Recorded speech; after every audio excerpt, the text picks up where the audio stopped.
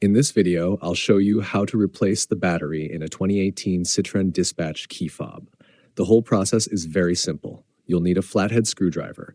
If you don't have one, you can use a knife, but be careful not to damage the key or hurt yourself. First, look at the front of the key with the buttons, then turn it over. On the back, gently pry off the plastic cover. Insert the screwdriver or knife between the plastic cover and the metal part of the key fob, and carefully lift the plastic section. The cover comes off quite easily, just gently pry it open. Sometimes it may pop off suddenly, so take care.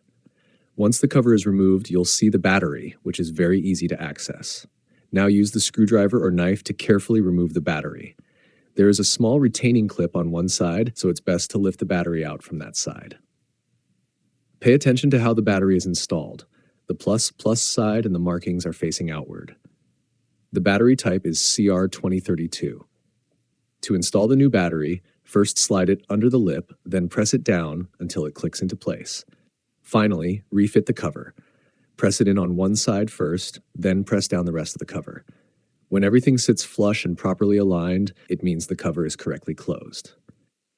That's it. The battery has been replaced and the key fob is ready to use.